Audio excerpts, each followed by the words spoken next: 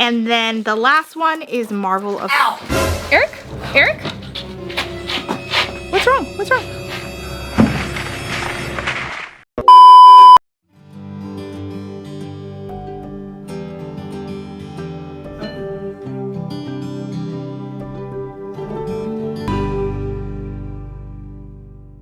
Hi guys, it has been a minute, so I want to catch you up. So we started this project a couple weeks ago, then a few things happened. We got super sick, and then the smoke rolled in. We're in Southern Oregon, so there's a big fire down here right now. There's actually two somewhat close to us. So one's in Grants Pass, and then one's down in Weed, California, so that's not super close, but the smoke has been really, really bad. And so we had to stay inside for a little while so we could breathe, but we're back now. I wanted to talk to you about what is going on with my GreenStalks and the compost that I'm putting in there. So we got this compost in March, I believe.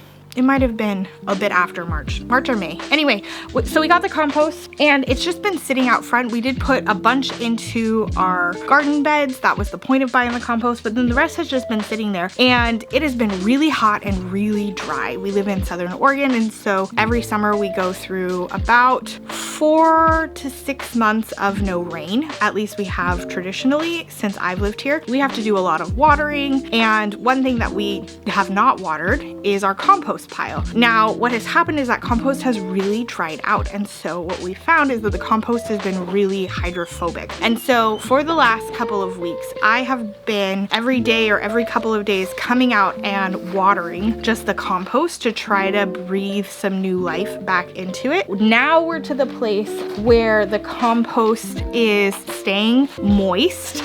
I know some of you are gonna hate me for that word, but it's staying moist, and I'm actually confident that we can plant in it and the seeds aren't just going to die because they're not getting enough water. That's what we've been working on. Eric is working on getting a space set up right now so that we can plant so that we can put together our other GreenStalk that he didn't realize he bought me, which I'm so excited about. And so while he's doing that, I'm going to run through what we're going to be planting in the 2 GreenStalks, and we'll go from there. So the first GreenStalk is going to be our salad GreenStalk. We're just planting things for salad. So we have a couple different varieties of lettuce. The first is Landis Winter. This is a cold hardy variety of lettuce. Then Bronze Mignonette, I believe is how you would say this. This is also a cold hardy variety of lettuce. Then Lunix, and this does good in out of season growing. And then the last one is Marvel of... Ow! Eric? Eric? What's wrong? What's wrong? Eric got bit on his foot by a very aggressive bee. Right, a wasp, a hornet, he said. The type of insect that bit him got progressively worse as the care time went on. So he's good. He is not allergic, so he has some ice on it. We're gonna keep going. Are we okay? We're okay. Okay, I think I was talking to you about Marvel of 4 Seasons lettuce. This is like, people in Alaska can grow this from what I understand, and it's just a really good variety of lettuce. All of these lettuces I'm growing as cut and come again, so I'm gonna sow them very densely, cut them down, and use them for salad greens. Then I'm also growing just a couple Swiss chard. I'm not the biggest fan of Swiss chard, but I understand that it's good for you. So we're gonna grow a little bit and see if we can really start to enjoy that over the winter, and then maybe next spring we'll eat more of it. And then in my salad GreenStalk, I'm also going to be planting kale. So this is lacinato, Russian red or ragged jack kale, a scarlet kale, and then blue curled Scotch kale. This is what you find a lot in your grocery store. So that is all going in my salad GreenStalk. And then I might, depending on how everything spaces out, I might also grow some peas in that one. So I have 3 varieties of peas. These are bush style peas, so they're gonna stay shorter. I don't need to stake them. Maybe we don't put it there. If that, maybe there is a wasp nest. This wasp is really giving us some side eye. Okay, so I am growing bush peas, or bush style peas. And I have little marvel peas. These do good even after the frost. And then I have Oregon sugar pod peas. And then I have Lincoln peas. They're gonna be able to handle a light frost. So what often happens here in Oregon is we'll get a light frost early, like in October, and we'll get like a week of frost, enough to kill off my garden, but then it will warm back up, and then we stay warm until like December, which is really obnoxious. So I'm hoping that these will be able to withstand that little bit of frost that we do get. It's not a super heavy frost, it's just enough to kill off like most of my garden and then move on. Then in my other GreenStalk, I have more things that I want to be sure to grow, or I want to try to grow, and I know that I'm planting this GreenStalk now, and I don't know, like something could happen and I won't have time to plant these other things later. So I want to be sure that I get at least a few in. I have 2 varieties of radish that I'm planting in.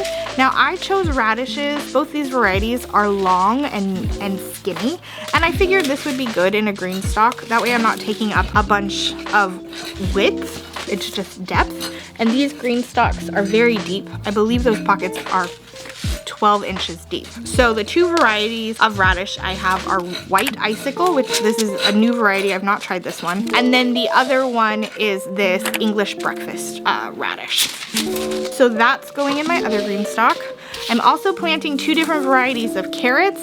This is just a rainbow pack of carrots in different colors. I love brightly colored things, so I'm gonna plant this.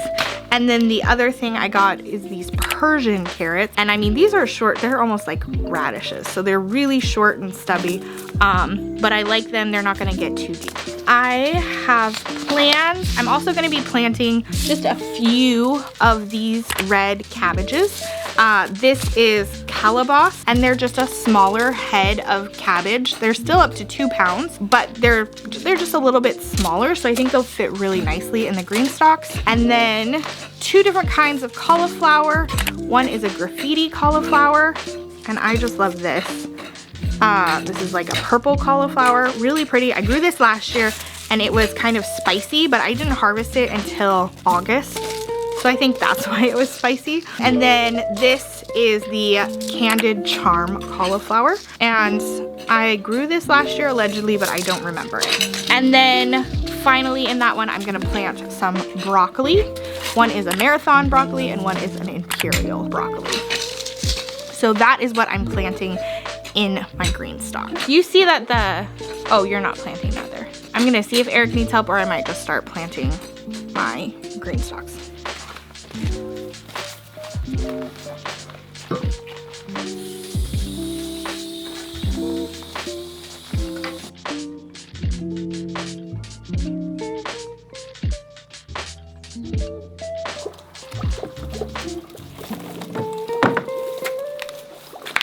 Okay, so I just took a minute.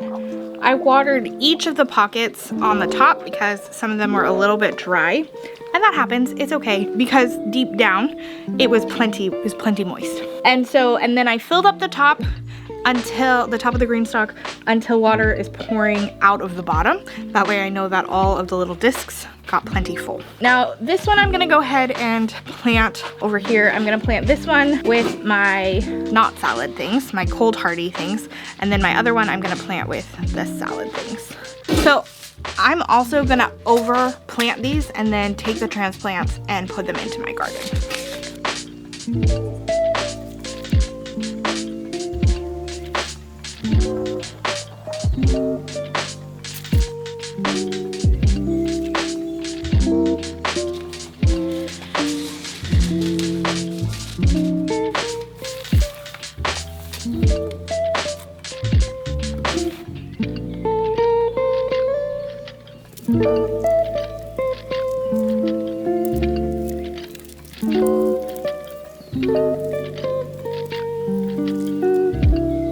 So as I was planting, a couple things hit me that I want to go over. Number one, we're putting compost, plant compost from our local like garden supply place. It's if you live down here, it's like Southern Oregon compost. We put compost in the GreenStalks. They recommend that you put in a container friendly soil mix. Definitely do that first. I am a learn the hard way kind of person. Don't do what I do. Do as I say. And go ahead and just use what they recommend. That way, if something goes wrong, you know it's not, like, you can kind of spot check a lot easier. Like, you can go to water and you know your soil is good, so you don't have to be worried about that. So what else could it be? The other thing is I did put more than just I put several seeds throughout each container. For the radishes and carrots, that makes sense. There's plenty of space, but I did even more because my seeds are old. So most of my seeds are like 2 years old, if not older, because when I first got into gardening, I just wanted to be a seed collector. And so I have a really good library of seeds, but my seeds are getting a little bit older, so I'm using a little bit more. Now with the carrots and radishes, you basically thin them and then that's the end of the plant. But with the cabbage and the broccoli and the cauliflower, I will take any seedlings that grow and I will move them into my main garden, any extra ones that I can't grow in here. Now I am planting both of my GreenStalks with frost hardy plants so that they can last me hopefully throughout the winter or well into the cool season, but I'm getting them kind of up and going now so that they can be my first round through the cool season. That way, if I'm still doing some garden cleaning or I'm still working on getting some of the beds put together and I'm running a little late with my fall planting, which I already am, it's fine. I know that I'm still gonna have a little bit of these fall things that I wanna make sure that I have throughout the winter. So that's why this one is full of frost hardy things. Now, the last thing that I need to do is go over here and kind of press in all of these seeds. They're all smaller seeds, and so they don't need a ton of pressing, but they need to be